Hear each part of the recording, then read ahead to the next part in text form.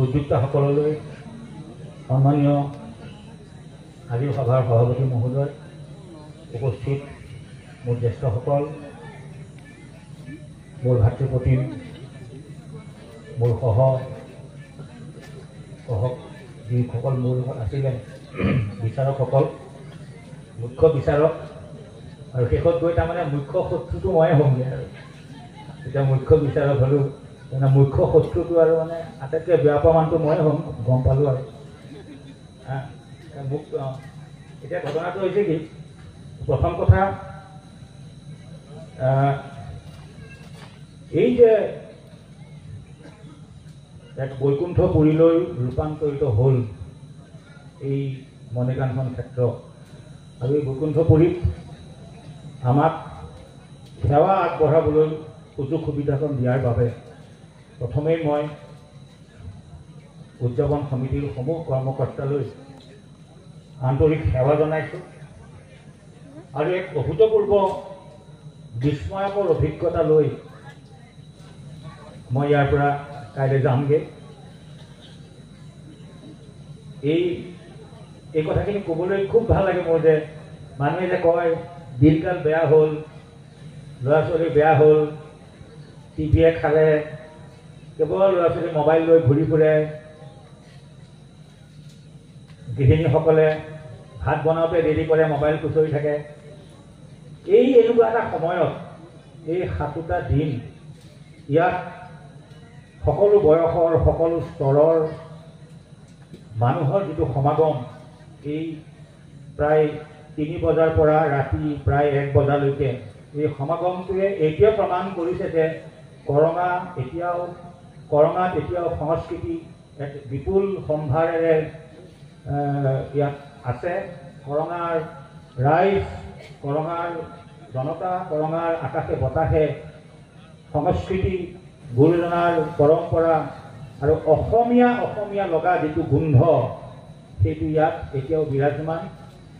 কোনো ধৰণৰ অপসংস্কৃতি, কোনো ধৰণৰ টেকন'লজিয়ে এই ঠাই কেতিয়াও গ্ৰাস কৰিব নোৱাৰে। এই ধৰণৰ এটা অভূতপূৰ্ব অভিজ্ঞতা লৈ মই ইয়াৰ পৰা যাবলৈ ওলাইছোঁ, আৰু এক বেলেগ ধৰণৰ এটা পৰিৱেশ। গতিকে এই পৰিৱেশৰ সৃষ্টি কৰাৰ ক্ষেত্ৰত কৰঙাবাসী ৰাইজৰ, প্ৰত্যেকগৰাকী ব্যক্তিৰে, সকলো বয়সৰ, সকলো স্তৰৰ প্ৰতিগৰাকী ব্যক্তিৰে যি এটা আকুণ্ঠ সহযোগ, এইটো ইয়াত থকা মানুহেহে মানে গম পায়। মই গুৱাহাটীত গৈ পেলাই মোৰ যিটো নাট্য দল আছে তাক মই কেনেকৈ ক'ম, কেনেকৈ বুজাম, মই ভাবিছোঁ মই কেনেকৈ বুজাম। মই বুজাব নোৱাৰোঁ কাৰণে মই বিভিন্ন সময়ত ভিডিঅ' কৰিব লৈছোঁ, যে এইটো পৰিৱেশ চা, এইটো পৰিৱেশ চোৱা, এইটো পৰিৱেশ চোৱা। মই ভিডিঅ' সদায় কৰি মই পঠিয়াই আছোঁ যে কেনেকুৱা এটা পৰিৱেশ হৈছে অসমৰে এটুকুৰা ঠাইত ভাওনাক লৈ এতিয়াও মানুহৰ যিটো এক ধৰণৰ উন্মাদনা বুলিয়ে ক'ব লাগিব। গতিকে খুব ভাল লগা কথা, আৰু এই ভাল লগা কথাটোৰ এফালে যিদৰে উদ্যোক্তাসকল আছে, কৰঙাবাসী ৰাইজ আছে, ঠিক সেইদৰে আনফালে আকৌ খুব সুন্দৰ 13টা দল আছে। এই 13টা দলৰ প্ৰায়বোৰেই খুব বেছি বয়সৰ মানুহ নহয়,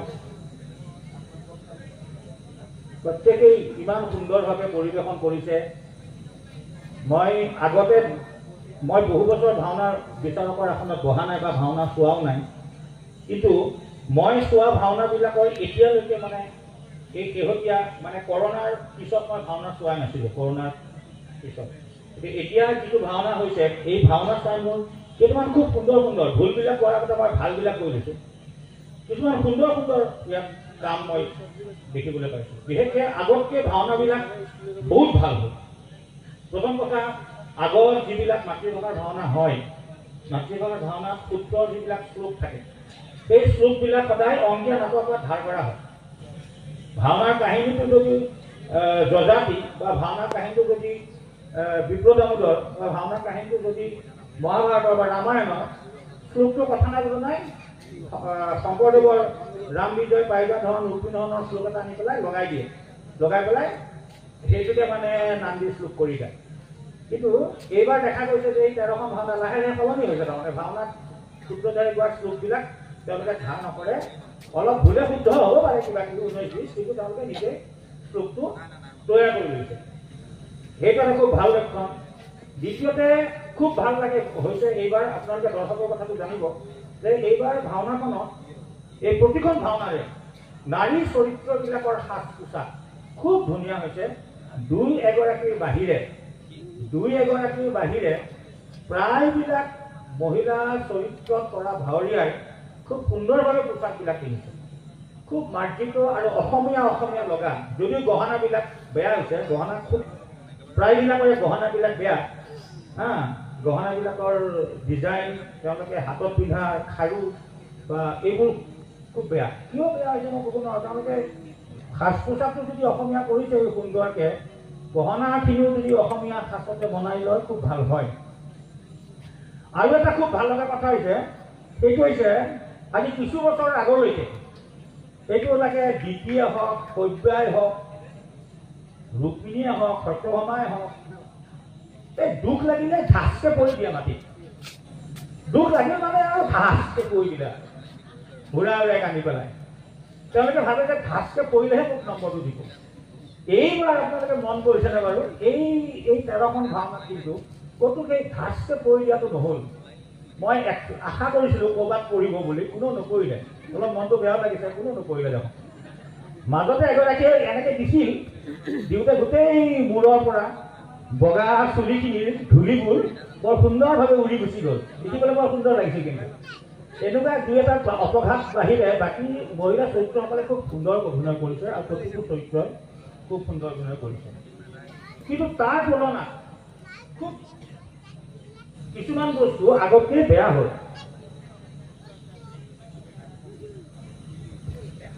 গতিকে অকণমান মই কিছুমান বস্তু লিখি থৈছোঁ, মই নক'লে নহয় কাৰণে মই কৈছোঁ, কাৰণ কোৱাটো জৰুৰী।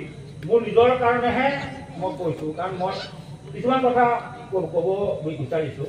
যে প্ৰথম কথা হৈছে, এতিয়াও কিন্তু ভাওনাসমূহত, মাতৃভাষাৰ ভাওনাসমূহত সংলাপৰ ধৰণবিলাক এতিয়াও কিন্তু ভাল হোৱা নাই। দুই এখন ভাওনাত যদিও সংলাপৰ ধৰণবিলাক স্ক্ৰিপ্টত ভালকৈ লিখা আছিলে, কিন্তু কওঁতে তেওঁলোকে ইম্প্ৰভাইজ কৰি পেলাই তেওঁলোকে ঘৰত কথা বিদেশ ধৰিকে কথা পতা নিচিনাকৈ কৈ থৈ দিয়ে। ক'ৰবাত স্ক্ৰিপ্টত লিখা আছে, আমি এতিয়া পৰহু গমন, লিখি আছে তেনেকৈ, আমি এটিক্ষণে আমি পৰহু গমন। এইটো এটা ছন্দবদ্ধ গদ্য। ভাওনাৰ এটা মূল বৈশিষ্ট্যই হৈছে গুৰুজনাৰ লিখা অংকীয়া নামৰ পিছত ভাওনাবিলাকৰ মূল বৈশিষ্ট্য হৈছে যে ছন্দবদ্ধ গদ্য আৰু লয়যুক্ত অংগ সঞ্চালন। এনেকুৱা স্ক্ৰিপ্টত লিখা আছে, বহুতত তেনেকৈ লিখাও আছে যে আমি এটিক্ষণে পৰহু গমন। এওঁ আকৌ আমাৰ চৰিত্ৰতে কৈ দিলে মই এতিয়া গমন কৰোঁ, এনেকৈ কৈ থৈ দিয়ে। ঘৰত কোৱাৰ নিচিনা, ব'লা আমি পলাই যাওঁ তাৰমানে, এনেকুৱা আৰু কথাটো। কি নিমিত্তে তুমি ইয়ালৈ আহিলা? আহিলো বুঝত। ঠিক প্ৰথমতে ক'লে কি নিমিত্তে, তাৰপিছত কৈছে তুমি কিয় ইয়ালৈ আহিলা? কি নিমিত্তে তুমি কিয় ইয়ালৈ আহিলা? কি নিমিত্তে মানে কিয়? কথাটো কওঁতে কি নিমিত্তে মই বোলে ভালকৈ ক'ব আৰু দিয়া খুব এটা পথ দিলে আৰু কি নিমিত্তে প্ৰত্যেক তুমি কিয় ইয়ালৈ আহিলা? মানে কি নিমিত্তে বুলি কৈ পেলাই বাকীখিনি পাহৰিয়ে যায় নে কি বাৰু? তুমি কিয় ইয়ালৈ আহিলা বুলি কৈ দিয়ে।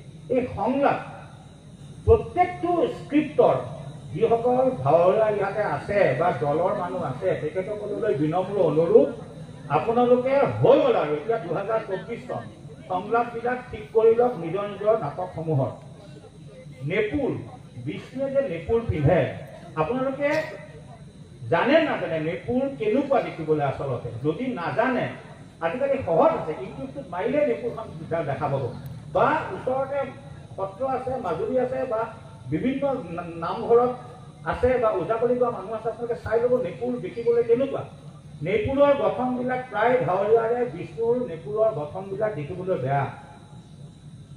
ছোৱালী মই ক'লোৱে, নাৰী চৰিত্ৰৰ ভাৱৰীয়াসকলৰ খুব ভাল, কিন্তু অৰ্ণামেণ্টছবিলাক গহনাবিলাক বেয়া, মানে ড্ৰেছটো শুদ্ধ অসমীয়া আৰু গহনাবিলাক শুদ্ধ সাউথ ইণ্ডিয়ান। খুব দুখ লাগে, বিষ্ণুৰ চৰিত্ৰটো ইমান সুন্দৰকৈ ওলায়, প্ৰতিখন নাটকতে বিষ্ণুৰ চৰিত্ৰবিলাক ইমান সুন্দৰকৈ ওলায়, বাছি বাছি মানুহক বিষ্ণুৰ চৰিত্ৰটো কৰিবলৈ দিয়ে, তাৰ পিছতে খাব নোপোৱা ব্ৰহ্মাবিলাক কিয় ওলায়? আপোনালোকে মত কৰিলে বাৰু, বিষ্ণুৰ চৰিত্ৰবিলাক ইমান ধুনীয়াকৈ ওলায়, তাৰ পিছতে ব্ৰহ্মা যিজন ওলাই ইয়াতে কেটেং মেটেং কাপোৰৰ ভজ চাবা নে তেওঁলোকৰ মুখখন চাবা, এই যে আপোনাৰ অমিতা গছত যে ধুনীয়া ধুনীয়া অমিতাবিলাকৰ কাষে কাষে কিছুমান অপৰটা অমিতা লাগি থাকে, ঠিক তেনেকুৱা মুখাখন, মানে মুখখনৰ লগত এই মুখকেইখন নিমিলে, হা, এইখন মুখৰ লগত এইখন মুখ নিমিলে। মানে আপোনালোকে কি মানে আপোনালোকে ব্ৰহ্মাজনক কিয় তেনেকে ভাবে? ব্ৰহ্মাজনটো বিষ্ণুৰ লগৰ এটা চৰিত্ৰ। এখন নাটকত ব্ৰহ্মাজন শুদ্ধকে ওলাই মই লিখি ৰাখিছো, ৰক্ষা ভাল ব্ৰহ্মাজনক দেখা পালো বুলি মই লিখি ৰাখিছো। মানে ব্ৰহ্মাজন কিয় মানে ব্ৰহ্মাই ওলাব আৰু ডাইৰেক্টটো দুইজনৰ হ'ব আৰু কোনোবা এটা পালেই হ'ল, এই ধাৰণাটো ভুল। ব্ৰহ্মাজনকো আপোনালোকে অলপ একে ষ্টেটাছ সমান। বিষ্ণুক যেনেকে গুৰুত্ব দিয়ে ব্ৰহ্মা আৰু কেইজনমান মহাদেৱকটো মোৰ দুখ লাগি গৈছে, কেইজনমান মহাদেৱক দেখি মোৰ দুখ লাগি গৈছে যে তেওঁলোকে মানে কি মানে হবিজ খাই যে বেছি একেবাৰে খাবলৈ পোৱা নাই নে কি? খুব বেয়া কথা। ব্ৰহ্মাক মানে বিষ্ণুক যেনেকে গুৰুত্ব দিয়ে অনুগ্ৰহ কৰি ব্ৰহ্মাকো গুৰুত্ব দিব আৰু মহাদেৱকো গুৰুত্ব দিব, সমানে গুৰুত্ব দিব, কিন্তু সমান ব্ৰহ্মা বিষ্ণু মহেশ্বৰ। খুব বেয়া লাগে দেখিবলৈ।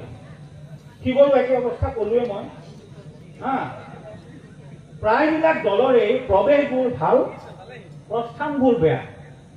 প্ৰৱেশবোৰ ইমান গুৰুত্ব দিয়ে, প্ৰস্থানত গুৰুত্ব কিয় নিদিয়ে? প্ৰৱেশবোৰত যেনেকে গুৰুত্ব দিয়ে প্ৰস্থানবোৰ মানে প্ৰস্থানৰ কোনো ভেলু নাই নেকি? প্ৰস্থানৰো ভেলু আছে। প্ৰৱেশৰ ভাওনা যেনেকে প্ৰৱেশৰ গীত থাকিব লাগে, প্ৰস্থানৰ গীতো থাকিব লাগে। কিছুমানে ব্যৱহাৰ কৰিছে প্ৰস্থানৰ গীত, ক'ত কৰিছে? এই যাবৰ সময়ত, আৰু যাবৰ সময়ত মুঠতে লাগে কাৰণে আমি প্ৰস্থানটো কৰিছো। কিন্তু চৰিত্ৰ এটাই যেতিয়া প্ৰস্থান কৰে, কিছুমান চৰিত্ৰ আপোনালোকে ভালকে চাবচোন, কিছুমান চৰিত্ৰই মঞ্চত এটা বেলেগ মুড লৈ আহে আৰু ইয়াত আহি পেলাই তেওঁলোকৰ ভাৱৰ পৰিৱৰ্তন হয়, তেওঁলোকৰ মানসিকতাৰ পৰিৱৰ্তন হয়, তাৰপিছত তেওঁলোকে এটা যাত্ৰা আৰম্ভ কৰে। সেই যাত্ৰাটোত এটা ভেলু আছে, সেই ভেলুটো সেই প্ৰস্থানটোত ওলাব লাগিব। কিন্তু প্ৰস্থানটোত গুৰুত্ব দিয়া নহয়। দুই এটা দলে দুই এটা প্ৰস্থানত গুৰুত্ব দিছে, তাৰ বাহিৰে নাই। আটাইতকৈ বেয়া লাগে যুদ্ধবোৰ।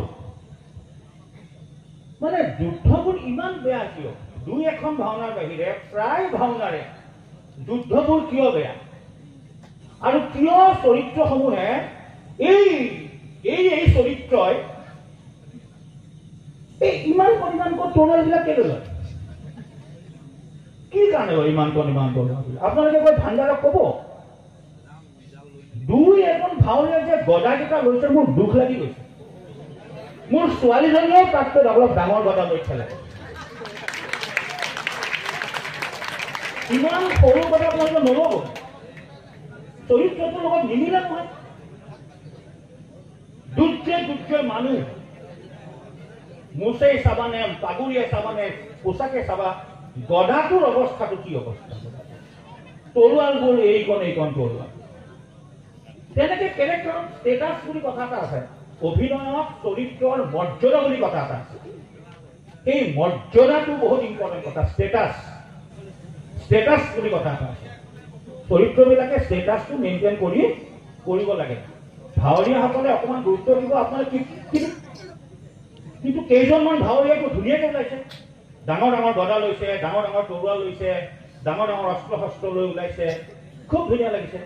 কোনোবাই দুটামান ভাওনাত কি হৈছে যে অসুৰৰ তৰোৱালখন যেনেকুৱা, মানে অসুৰৰ অস্ত্ৰপাত যেনেকুৱা, দেৱতাৰ অস্ত্ৰও তেনেকুৱা।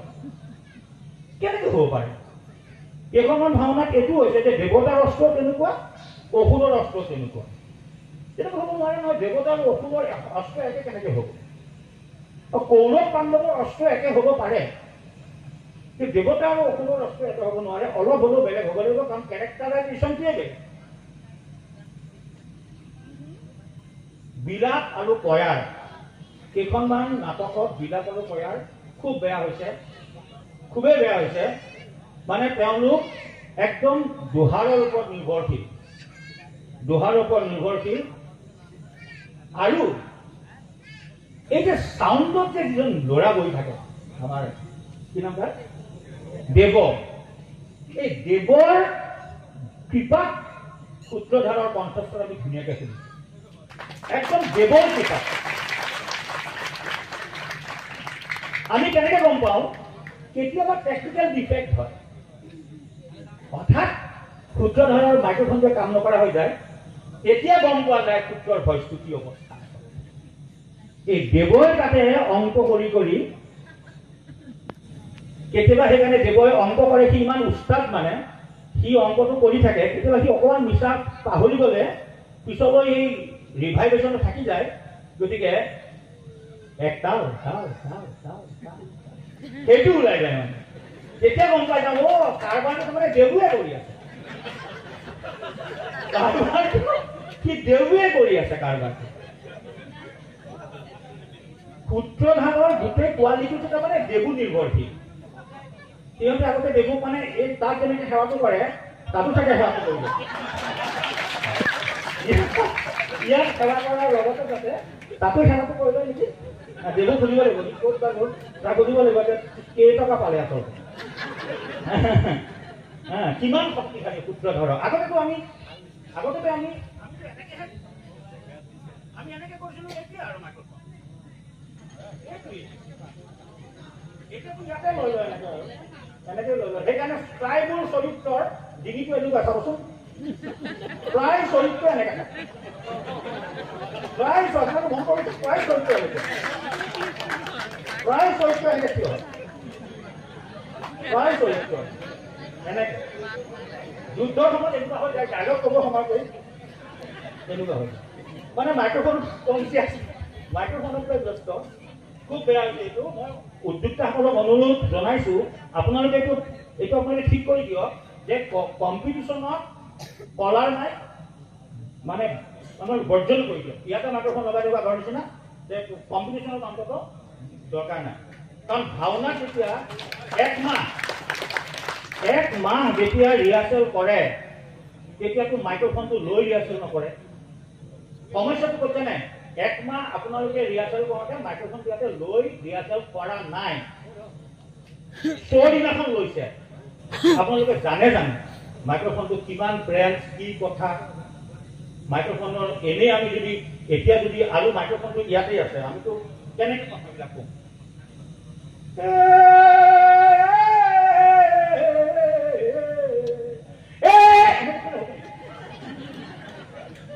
মাইক্ৰফোন ইউজ কৰিব লাগিব।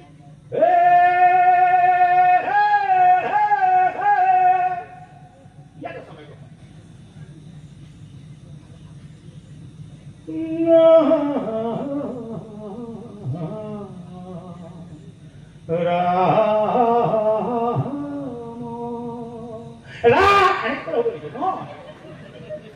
মাইক্ৰফোনটো কেনেকে ব্যৱহাৰ কৰিম সেই কথাটো যদি আমি নাজানো, তেনেহলে মাইক্ৰফোন ইয়াত লোৱাৰ আমাৰ কোনো অধিকাৰ নাই আছে।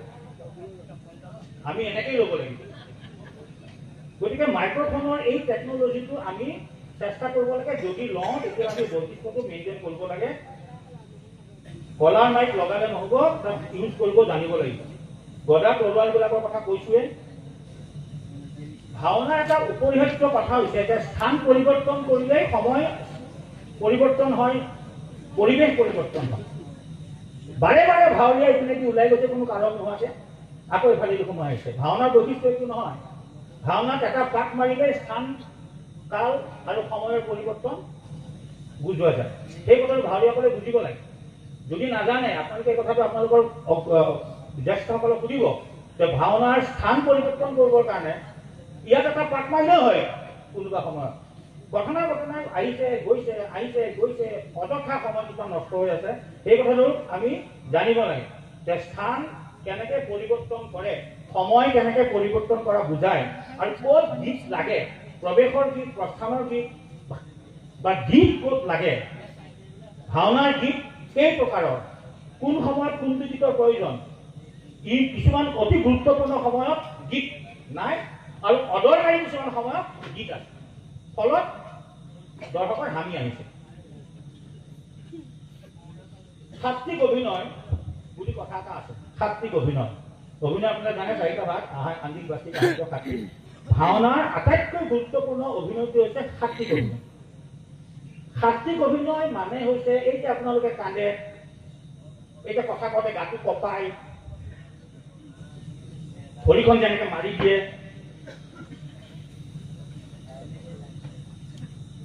হাতখন যে এনেকে দিয়ে, এইবোৰ হৈছে সাত্বিক অভিনয় এটা অংগ। মাতটো যে কঁপাই দিয়ে, গাটো যে কঁপাই দিয়ে, এইবিলাক হৈছে সাত্বিক অভিনয় এটা অংশ। স্তম্ভ, ছেদ, ৰোমাঞ্চ, জেপটো, স্বৰভংগ, বৈবন্য, অশ্ৰু, প্ৰলয়, এনেকুৱা কিছুমান সাত্বিক অভিনয় ভাগ আছে। এই অভিনয়বিলাক অতি বেছি মানসিক অৱস্থাৰ ওপৰত নিৰ্ভৰ কৰে, কিন্তু আমাৰ ভাৱৰীয়াসকলৰ প্ৰায়ে মানসিক অৱস্থাটো নাই, মানে মানসিক প্ৰস্তুতিটো নাই। ভিতৰত একো নাই আচলতে, এই মুখতে। ফলত কি হয়, পিৰিত পাৰাকে দাদক চাই আমি গম পাওঁ যে এতিয়া মুখ চালে নহয়, এতিয়া কাটি মৃণালৰ ওচৰলৈ যাব, মৃণালৰ পিনে চাই পেলাই কৰিব। আকৌ অলপ পিছত গম পাওঁ কাটি এতিয়া প্ৰজ্ঞানৰ ওচৰত যাব। ইমান থাকি এক্টিঙত কৰিব নালাগে, ইমান থাকি বেয়া বস্তু। ইমান মানসিক প্ৰস্তুতি নোহোৱাকে ইমান থাকিত এক্টিং নহয়। এটা মই সকলোলৈ এটা বিনম্ৰ অনুৰোধ জনাইছো, এই যে খৰমান আৰু মুক্তিমংগল, এই খৰমান আৰু মুক্তিমংগলত যে গোটেই ভাৱৰীয়াসকল এনেকে সোমাই আহে, সূত্ৰজন কিয় নাহে আগলৈ?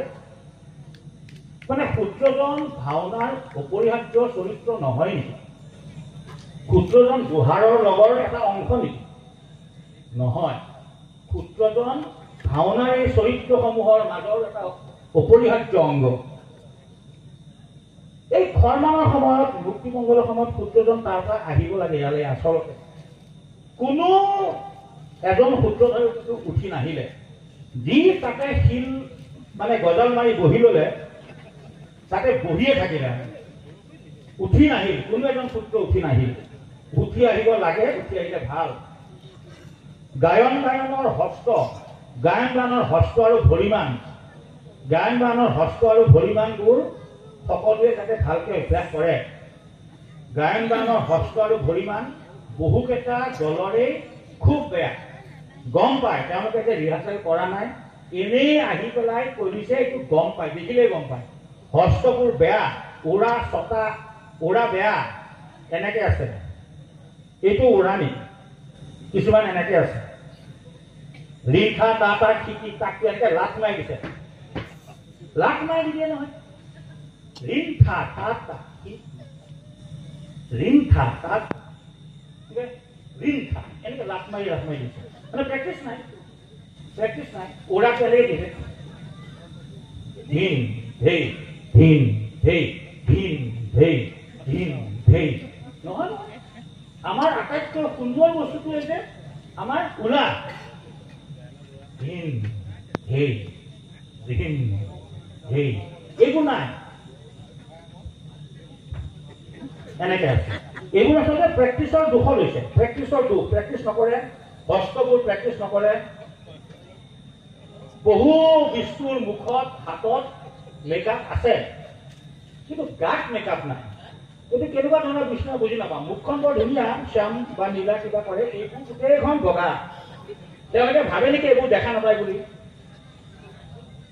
তেওঁলোকে ভাবে নেকি এইবিলাক দেখা নাপায় বুলি? তেওঁলোকে এইবিলাক দেখা পাই আছে নহয়। এজনটো বিষ্ণুৱে লগুণ গালে উল্টাকে লৈছে, এগৰাকী উপায় নাই, ময়ো বামুণ মানুহ, গম পাই গলো নহয়।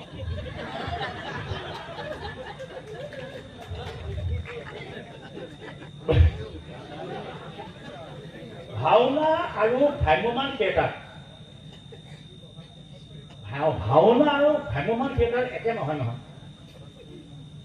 ভাওনা আৰু ভ্ৰাম্যমান থিয়েটাৰৰ মাজত পাৰ্থক্য কি প্ৰত্যেকজন ভাৱৰীয়াই জনাটো দৰকাৰ।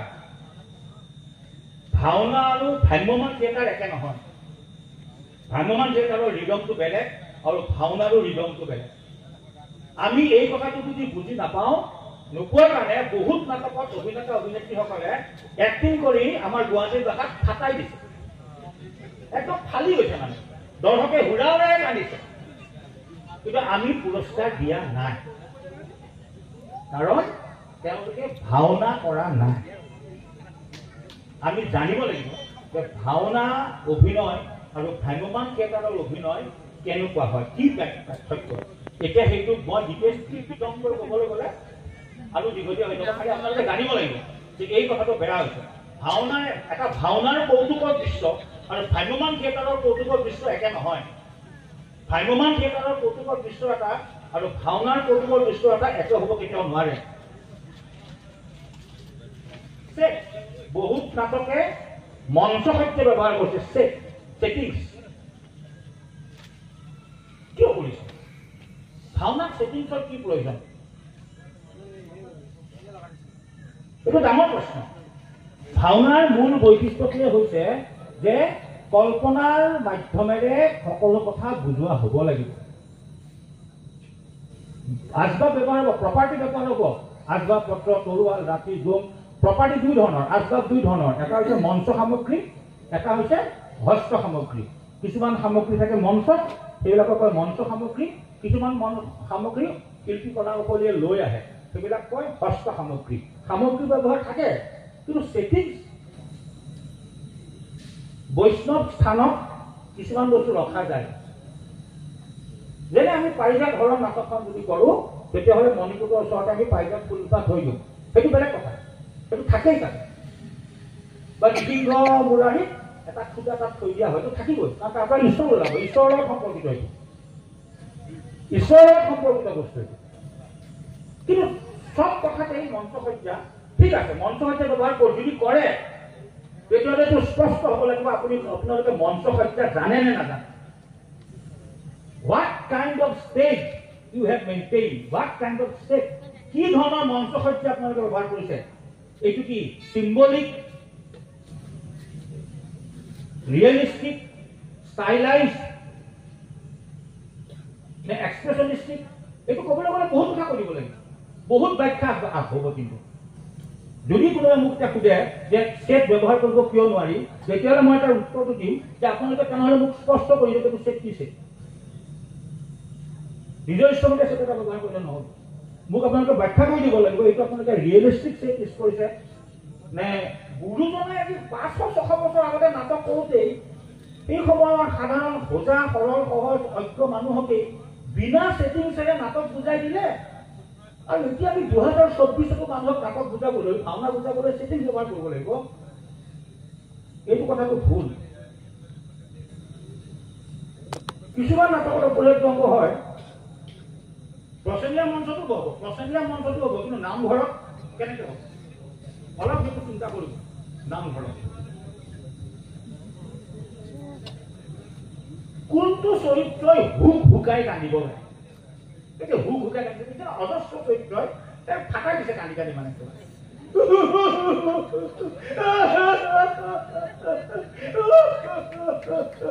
এনেকে কান্দে। এতিয়া আপোনালোকে দেখিছে নহয়, প্ৰায় চৰিত্ৰ কান্দিছে, আপোনালোকে একদম দৰ্শকেও কান্দি দিছে দেই, দৰ্শকেও কান্দি দিছে। কিন্তু বিচাৰকৰ আসনত বহি আমি দুজনে ভাবি আছো যে এই চৰিত্ৰটো একে হুকাই কিয় কান্দিব? কিয় কান্দিব হুকাই? কোনটো চৰিত্ৰ হুকাই কান্দিব লাগে? সাধাৰণ দৰ্শকক ইমোচনেল কৰি ব্লেকমেইল কৰাৰ এটা ঠাণ্ডাই। সব চৰিত্ৰ হুকাই কান্দিব নালাগে নহয়, নাকান্দে। সব চৰিত্ৰ হুকাই নাকান্দে, কাৰণ চৰিত্ৰৰ মৰ্যাদাই তেওঁক বাধা দিয়ে। এটা চৰিত্ৰৰ মৰ্যাদাই এই চৰিত্ৰটোক বাধা দিয়ে হুকাই কান্দিবলৈ। গতিকে আপোনালোকে অলপ চিন্তা কৰি চাব যে কোনটো চৰিত্ৰ হুকাই কান্দিব।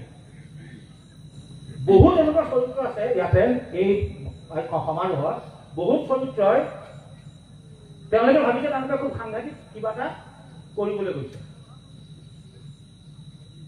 কিন্তু তাৰ বাবে জানিব লাগে মই চৰিত্ৰটো ধনাত্মক চৰিত্ৰ কৰিছিলো, ঋণাত্মক চৰিত্ৰ কৰিছো, মানে চৰিত্ৰবিলাক নুবুজাকে কৰিছে। হয়তো কাৰোবাক দেখিছিলে, আজি বা কাৰোবাক দেখিছে, কোনোবা এইটো পাই গ'ল, পুৰস্কাৰ পাইছে, দেখিছে, তেওঁলোকে ফল' কৰি আনি পেলাই ইয়াতে তেওঁলোকে তেনেকেই চৰিত্ৰটো কৰিছে। মই কৰিলো দেৱতা দানৱ মনুষ্যৰ অস্ত্ৰবিলাক দেখিবলৈ প্ৰায় নাটকতে একেই হৈছে, কিছুমান নাটকত কিন্তু বেলেগ কৰিছে। মই কৈছো আপোনালোকে কৰবাত আপোনালোকে দেখিব ঔষধবিলাক ওলাওঁতে কিন্তু তেওঁলোকৰ অস্ত্ৰবিলাক কিন্তু বেলেগ হৈছে। আটাইতকৈ ভয়ংকৰ কথা হৈছে উচ্চাৰণ। বাপৰে, পিতৃ মাতৃ কৃপা, পিতৃ পুত্ৰ মাতৃ কৃপা, কৃপা কৃপাটো নকয়, নুফুটে কৃপা, পিতৃ নুফুটে পিতৃ, মাতৃ নুফুটে মাতৃ। আটাইতকৈ ভয়ংকৰ হৈছে চিৰি। চিৰি মানে আমি উঠি যোৱাটোহে চিৰি বুলি কোৱা নহয় জানো? চিৰি ৰামচন্দ্ৰ কেনেকে হল? চিৰি ৰামচন্দ্ৰ হে সন্ধিয়া লিখিছে মানে চিৰি ৰামচন্দ্ৰ। আৰে চিৰি মানে চিৰি ৰামচন্দ্ৰ। মই ভাবিছো চিৰি মানে ৰামচন্দ্ৰৰ পৰা চিৰি বুজিছে নেকি? নহয়, ৰামচন্দ্ৰকে চিৰি বুজিছে। মানে চিৰি ৰামচন্দ্ৰ নহয়, শ্ৰী ৰামচন্দ্ৰ। কোনোবা এখন নাটকত কৈছে চিৰি ৰামচন্দ্ৰ, মানে চিৰি মানে কি বা চিৰি এইটো এতিয়া, কেনেকুৱা চিৰি বা এতিয়া, তেওঁলোকৰ ঘৰৰ চিৰিয়ে নে ক'ৰ চিৰি নাজানো। এনেকুৱা ধৰণৰ অজস্ৰ ভুল হোৱাৰ পিছতো আমাৰ ভাওনা চাই আমাৰ কিন্তু ভাল লাগিছে। এটা কথা কাৰণে ভাল লাগিছে, এইটো হৈছে কি আজি 2024 চনতো 13খনকে ভাওনা একে বহাতে আমি 7 দিনত চাবলৈ পাইছো। আৰু আটাইতকৈ ডাঙৰ কথাটো হৈছে যে ভাৱৰীয়াসকল কিন্তু প্ৰায়বিলাক ভাৱৰীয়া কিন্তু ইয়ং জেনেৰেশ্যন এটা সমাজ। এইটো এটা ভাওনাৰ আটাইতকৈ ধনাত্মক দিশ। কিন্তু আমি ভাওনা সংস্কৃতিটো কেৱল চলাই নিলেই নহ'ব, ভাওনা সংস্কৃতিটো শুদ্ধ ৰূপতটো চলাব লাগিব, পৰিস্থিতিৰ ৰূপতটো চলাব লাগিব। যিদৰে লাহে লাহে ভাল হ'ল, মই ক'লো যে আগৰ ভাওনাবিলাকত অংকীয়া নাটৰ পৰা উদ্ধাৰ কৰি আনিছিল, সেইটো নোহোৱা হ'ল। আগতে আৰু আটাইতকৈ ভাল লাগিছে ইউটিউবত আমি যিবিলাক একদম অদৰকাৰী ভিডিঅ' কিছুমান দেখি থাকোঁ ভাওনাৰ, সেইবোৰো তেনেকুৱা ধৰণৰ কাৰবাৰ ইয়াত হোৱা নাই, এক্সেপ্ট এই কৌতুক চৰিত্ৰকেইটাৰ বাহিৰে। কৌতুক চৰিত্ৰবিলাক কিয় তেনেকৈ উলিয়াইছে মই আচৰিত লাগিছে। তাৰমানে কিয় তেনেকুৱা, মানে কৌতুক বহুৱা থাকিব লাগে ভাওনাত, বহুৱা থাকে, বহুৱা চৰিত্ৰ আৰু ফটুৱা চৰিত্ৰ এতিয়া নহয় নহয়, বহুৱা চৰিত্ৰ থাকিব লাগে মনোৰঞ্জন দিবৰ কাৰণে। বহুৱা মানে আৰু এই বহুৱা চৰিত্ৰৰ মহিলাজনী কেনেকে ইমান বেয়া হৈ যায় মই বুজি নাপাওঁ। বাকী যে বাকী চৰিত্ৰবিলাক যে বাকী নাৰীৰ চৰিত্ৰবিলাক যে ইমান ভাল লাগে, এই বহুৱা কৰি থকা মহিলাগৰাকীয়ে যিগৰাকীয়ে কৌতুক চৰিত্ৰত অভিনয় কৰে, তেওঁ মানে কি প্লেনিংটো মই জানিব মন যায়। মানে তেওঁ কিয় তেনেকে ইমান বেয়াকে কিয় ওলায়, তেওঁ কিয় তেওঁ অন্য নাৰী চৰিত্ৰবিলাকৰ নিচিনাই কিয় নালাগে, মই এটা ডাঙৰ প্ৰশ্ন। কিয় তেওঁলোকে ইমান বেয়াকে ওলায়? খুব বেয়া দেখিছে, খুব দৃষ্টিকটু হৈছে দেখিবলৈ। আমি হাঁহিটো বেলেগ কথা, কিন্তু সেইটো আপোনাৰ নহয়। অকণমান আমি সাৱধান হ'ব লাগে, এইবিলাকো ঠিক কৰিব লাগে। আৰু মই ভাবোঁ আৰু 10 বছৰ পিছত আৰু খুব সুন্দৰ হ'ব, আৰু 8 বছৰ পিছত অসমীয়া ভাওনা আৰু এটা বহুত ওপৰলৈ গুচি যাব। কেৱল এটাই মই সেই অনুৰোধ জনাইছোঁ সকলোলৈকে, আপোনালোকে নাটকৰ পাণ্ডুলিপিবিলাক ঠিক কৰক। সকলোৱে নাটকৰ পাণ্ডুলিপিবিলাক ঠিক কৰক। আৰু কিছুমান পাণ্ডুলিপি ভালেই, যেনেকে মই এখন পাণ্ডুলিপি চাইছিলোঁ, কালি চাইছিলোঁ বিপ্লৱ দামোদৰ স্ক্ৰিপ্টটোত সংলাপবিলাক অলপ চন্দতে আছে নেকি, কিন্তু ভাৱৰীয়াবিলাকে চন্দত নহয়। কি অদ্ভুত, তেওঁলোকে নিজৰ মতে একদম মিলাই পেলাই আধুনিক নাটকৰ হিচাপে কৈ থৈ দিছে। বোধহয় ৰিহাৰ্চেলো নকৰে। বহুত এনেকুৱা ভাৱৰীয়া আছে তেওঁলোকে মানে ৰিহাৰ্চেল নকৰে। মই শুনিছোঁ বহুত ভাৱৰীয়া আছে ৰিহাৰ্চেল নকৰে, তাতে গৈ পেলাই বৃন্দাবন আহি সোধে ৰাম কোন হ'ব, তুমি নেকি, মই লক্ষ্মণ দেই, তেনেকুৱা বোলে হয়। সেইটো কিন্তু খুব বেয়া কথা। আখৰাটো কৰিব লাগিব। যাৰ আখৰা ভাল হৈছে তাৰ পাৰফৰ্মেঞ্চটো ভাল হৈছে। 9 দিন নকৰিলেই অভিনয় নতুন হৈ যায়, সেইটো মানি ৰাখিব লাগিব। 9 দিন যদি ৰিহাৰ্চেল নকৰে অভিনয় নতুন হৈ যায়। গতিকে মই সকলোকে বিনম্ৰ অনুৰোধ জনাইছোঁ যে আপোনালোকে পাণ্ডুলিপিবিলাক ঠিক কৰি লওক। চন্দত যিবিলাক ডায়লগ নাই, সেই চন্দুবদ্ধ গদ্যটো অতি জৰুৰী। চন্দুবদ্ধ গদ্যটো অতি জৰুৰী, আপোনালোকে ঠিক কৰি ল'ব। জ্যেষ্ঠসকলক দেখুৱাই ঠিক কৰি ল'ব। আৰু ইমানখিনি কথাৰ পাছতো কিন্তু আমি নাটক বিচাৰ কৰিছোঁ, আমাৰ সকলোৱে মিলি আমি বিচাৰ কৰিছোঁ।